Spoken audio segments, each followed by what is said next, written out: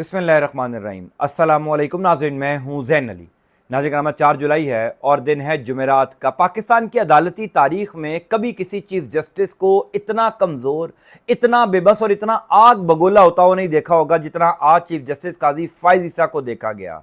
आज supreme court of Pakistan के court room number 1 में पाकिस्तान तहरीक इंसाफ ने चीफ जस्टिस काजी फ़ाइज़ ईसा को अब तक का सबसे बड़ा सरप्राइज दे दिया। वो सरप्राइज जो शायद चीफ जस्टिस काजी फ़ाइज़ ईसा के वहमो गुमान में नहीं था, कोर्ट रूम नंबर 1 में पाकिस्तान तहरीक इंसाफ ने वो सरप्राइज देकर काजी साहब को हैरान परेशान कर दिया। दूसरी इंपॉर्टेंट खबर है, चीफ जस्टिस काजी फ़ाइज़ ईसा हर गुजरते दिन के साथ सुप्रीम कोर्ट ऑफ पाकिस्तान में अक्सरियत खोते चले जा रहे थे। खास तौर पर जो मखसूस नशिस्तों वाला केस था, उस केस में मैं आपको मुसलसल आगाह कर रहा था कि काजी साहब सुप्रीम कोर्ट ऑफ पाकिस्तान में अक्सरियत खो रहे हैं। आज एक ऐसे जज, जिन जज साहब को सुप्रीम कोर्ट ऑफ पाकिस्तान में पहली दफा किसी बड़े केस की समाअत के बेंच में शामिल किया गया था, चीफ जस्टिस काजी फ़ाइज़ ईसा ने खुद उनको बेंच में बिठाया था। आज उन जज साहब ने चीफ जस्टिस काजी फ़ाइज़ ईसा को भरी अदालत में, यानी इंतहाई अहम मौके के ऊपर पहला बड़ा झटका देकर हैरान परेशान कर दिया। चीफ जस्टिस काजी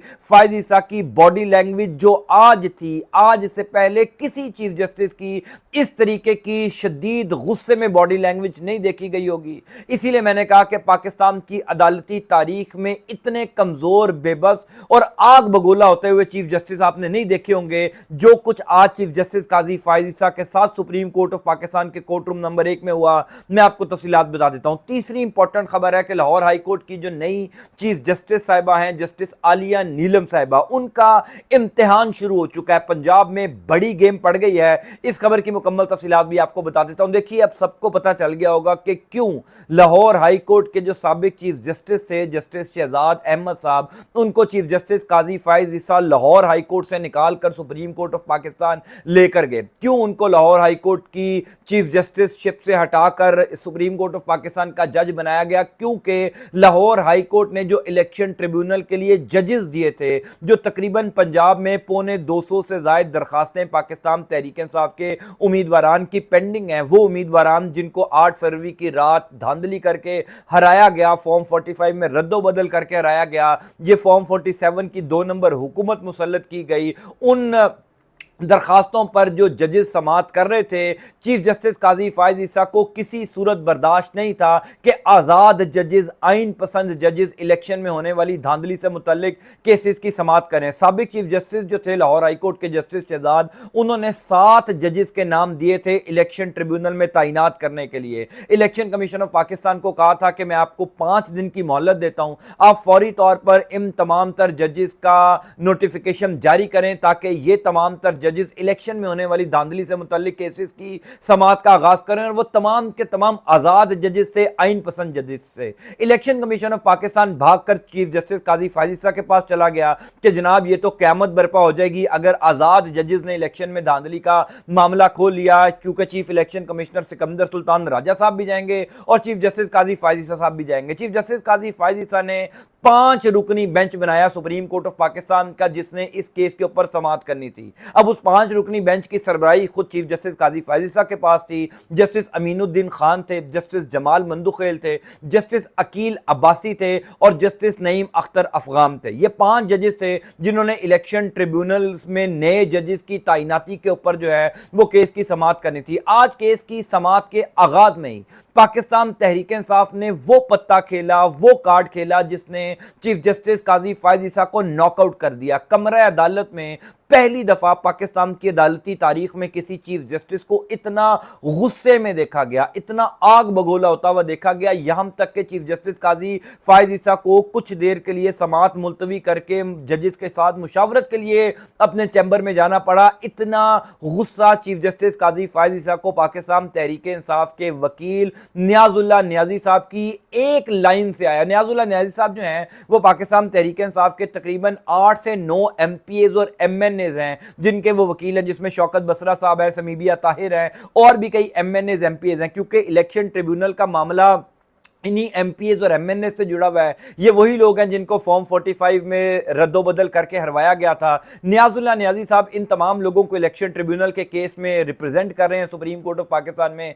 आज जब केस की समाअत का आगाज हुआ तो नियाजुल्लाह नियाजी साहब ने केस की समाअत के आगाज में ही चीफ जस्टिस काजी फायज ईसा के ऊपर एतराज उठा दिया। यानी ये वो लम्हा था जिसमें चीफ जस्टिस काजी फायज ईसा को समझ नहीं आ रहा था, उनके चेहरे की रंगत आ रही थी, जा रही थी, लाल पीले हो रहे थे, उनको कुछ समझ नहीं आ रहा था कि भरी अदालत में उनके जूनियर जजेस के सामने एक वकील उनके ऊपर एतराज आयद कर रहा है कि जनाब आप मैनेज्ड हैं, आप कॉम्प्रोमाइज्ड हैं, आप बाइज्ड हैं, आप पाकिस्तान तहरीके इंसाफ से जाती बुग़्ज़ रखते हैं। आपको याद होगा नियाजुल्लाह नियाजी साहब वही वकील हैं जिन्होंने बल्ले के इंतखाबी निशान के केस के दौरान जो लाइव कवरेज चल रही थी उस केस के दौरान रोस्टम पर आकर चीफ जस्टिस काजी फायज ईसा को कहा था कि मेरा बेटा आपके पास इंटरव्यू देने आया था, आपने उस इंटरव्यू के दौरान भी पाकिस्तान तहरीक इंसाफ से मुतल्लिक सवालात किए थे, हालांकि उस इंटरव्यू का तहरीक इंसाफ से कोई लेना देना नहीं था। आपको याद होगा चीफ जस्टिस काजी फायज ईसा ने नियाजुल्लाह नियाजी को उस टाइम भी जो है वो रोस्टम से हटा दिया था। नियाजुल्लाह नियाजी साहब को तो हम सब जानते हैं, वो तो अपनी बात कह जाते हैं, इसीलिए आज नियाजुल्लाह नियाजी साहब ने चीफ जस्टिस काजी फायज ईसा पर जब एतराज आयद किया तो काजी साहब ने फौरी तौर पर उनको रोस्टम से उठा दिया और उन्होंने यानी एक ऐसा मुंह बनाकर अच्छा और बोले क्या कहना चाहते हैं, अच्छा बोल लिया, एतराज आयद कर दिया, अब पीछे हट जाएं। बहरहाल काजी साहब को शदीद गुस्सा था। 5-7 मिनट की ये केस की समाअत और चली कि काजी साहब उठकर चले गए अपने चैम्बर में, तमाम तर जजेस को भी ले गए। जजेस आए 7-8 मिनट बाद वापस, तो जजेस ने आकर दोबारा केस की समाअत का आगाज किया। इलेक्शन कमीशन ऑफ पाकिस्तान के जो वकील थे उन्होंने आकर दलाइल देना शुरू किए। इसी असना में सलमान अकरम राजा साहब को काजी साहब ने रोस्टम पर बुलाया और पूछा कि क्या आपको भी हमारे ऊपर एतराज है? तो सलमान अकरम राजा साहब ने कहा कि नहीं जनाब, हमें कोई एतराज नहीं है, क्योंकि सलमान अकरम राजा साहब तो डायरेक्ट पेटिशनर या वकील इस केस के अंदर नहीं है, वो तो नियाजुल्लाह नियाजी साहब हैं। तो नियाजुल्लाह नियाजी साहब ने आपके ऊपर एतराज आयद किया। नियाजुल्लाह नियाजी को भी थोड़ी देर बाद जस्टिस जमाल मंदुखेल ने बुलाया। जस्टिस जमाल मंदुखेल ने पूछा कि जनाब आपको किसके ऊपर एतराज है? फिर जो नियाजुल्लाह नियाजी साहब सुप्रीम कोर्ट ऑफ पाकिस्तान के कोर्ट रूम नंबर 1 में गरजे बरसे, वो कमाल था। उन्होंने कहा सिर्फ मुझे एतराज नहीं है, मेरे जो पेटिशनर्स हैं यानी ये जो 8-9 एमएनएज हैं, एमपीएज हैं, इनको भी चीफ जस्टिस काजी फायज ईसा के ऊपर एतराज है और अडयाला जेल में जो सलाखों के पीछे है उसको भी आपके ऊपर एतराज है, क्योंकि हम सबको पता चल गया कि आपने हमें इंसाफ नहीं देना, आपने जाती बुग़्ज़ पर ये फैसले करने हैं, आपने नाइंसाफी पर मबनी फैसले करने हैं, बल्ले के इंतखाबी निशान से लेकर पाकिस्तान तहरीक इंसाफ को लेवल प्लेइंग फील्ड ना मिलने तक आपने बुग़्ज़ पर मबनी फैसले किए हैं। सो हमें आपके ऊपर एतराज है, आप इलेक्शन ट्रिब्यूनल वाले केस से अलग हो जाएंगे। यानी ये चीफ जस्टिस काजी फायज ईसा के लिए कितनी शर्मिंदगी की बात है, किसी भी चीफ जस्टिस के लिए, कि एक वकील चीफ जस्टिस ऑफ पाकिस्तान के ऊपर अदम एतमाद का इजहार कर रहा है और वो वकील पाकिस्तान की सबसे बड़ी पॉलिटिकल पार्टी का वकील है। यानी जिस जमात ने लाखों करोड़ों पाकिस्तानियों के वोट हासिल किए हैं, 2/3 अक्सरियत हासिल की है, सबसे बड़ी सियासी जमात है, उसका वकील कह रहा है कि मैं मुल्क के चीफ जस्टिस के ऊपर अदम एतमाद का इजहार करता हूं। इससे ज्यादा बेइज्जती, इससे ज्यादा जलालत और नहीं हो सकती। बहरहाल चीफ जस्टिस काजी फायज ईसा आप सब जानते हैं कि वो तो किसी सूरत उन्होंने बेंच से लदा नहीं होना था, क्योंकि ये वो केस था जो अगर आज़ाद जजेस इलेक्शन ट्रिब्यूनल में तैनात हो जाए तो पाकिस्तान तहरीक इंसाफ को पंजाब में 250 सीटें मिल जाएंगी। 250 सीटें मिलने का मतलब है वफाक में 2/3 अक्सरियत और पंजाब में भी हुकूमत आ जाएगी। सो किसी सूरत चीफ जस्टिस काजी फायज ईसा फ्री स्पेस पाकिस्तान तहरीक इंसाफ को नहीं देना चाहते। तब काजी साहब ने बड़ी यहां पर चालाकी से गेम खेली और पंजाब में नई गेम जो है वो डाल दी। चूंकि जस्टिस शाहिद करीम साहब जो लाहौर हाई कोर्ट के जज थे, उन्होंने और जस्टिस शहजाद साहब जो साबिक चीफ जस्टिस थे लाहौर हाई कोर्ट के, उन्होंने इलेक्शन कमीशन ऑफ पाकिस्तान को 5 दिन की मोहलत दी थी कि जनाब आप इन जजेस को नोटिफाई करें। इलेक्शन कमीशन सुप्रीम कोर्ट गया, सुप्रीम कोर्ट ऑफ पाकिस्तान ने लाहौर हाई कोर्ट के साबिक चीफ जस्टिस जस्टिस शहजाद और जस्टिस शाहिद करीम का जो हुक्म था उसको उड़ा दिया और कहा कि आप नई चीफ जस्टिस जो आई हैं जस्टिस आलिया नीलम साहिबा, अब उनकी तैनाती के ऊपर भी कई शकूक व शुबहात जन्म ले रहे हैं कि एक जूनियर जज को पाकिस्तान की अदालती तारीख में पहली दफा चीफ जस्टिस बना दिया गया। यानी उनसे सीनियर जजेस थे लेकिन सुप्रीम जुडिशियल काउंसिल ने उनको जो है वो चीफ जस्टिस नहीं बनाया, एक जूनियर जज को चीफ जस्टिस बना दिया गया। आप सब जानते हैं कि क्यों बनाया गया होगा और क्यों आज चीफ जस्टिस काजी फायज ईसा ने यह फैसला दिया कि जनाब हम जो लाहौर हाई कोर्ट का फैसला है उसको उड़ाते हैं, आप नई चीफ जस्टिस साहिबा के पास जाएं, उनसे मुशावरत करें, वो जो नाम देंगी आप उनको इलेक्शन ट्रिब्यूनल के अंदर तैनात करें। अब देखिए मामला क्या है, मामला यह है कि इस टाइम मरियम नवाज शरीफ की हुकूमत स्टेक के ऊपर है, शहबाज शरीफ की हुकूमत हुकूमत स्टेक के ऊपर है, शहबाज शरीफ की हुकूमत को लाने वाले स्टेक पर है, चीफ जस्टिस काजी फैज ईसा खुद स्टेक के ऊपर है। सो लिहाजा ये किसी सूरत बर्दाश्त नहीं कर सकते कि आज़ाद जजेस, आइन पसंद जजेस, वो जजेस जो किसी दबाव में नहीं आते, वो इलेक्शन में होने वाली धांधली से मुतल्लिक केसेस की समाअत करें। वरना वैसा ही होगा जैसा जस्टिस तारिक महमूद जहांगीरी ने इस्लामाबाद के तीनों हल्कों से मुतल्लिक फैसला सुनाया, जस्टिस अनवार हुसैन साहब यहाँ लाहौर हाईकोर्ट में मरियम नवाज शरीफ के हल्के के साथ जो कुछ कर रहे हैं, यानी ये किसी सूरत बर्दाश्त नहीं कर सकते।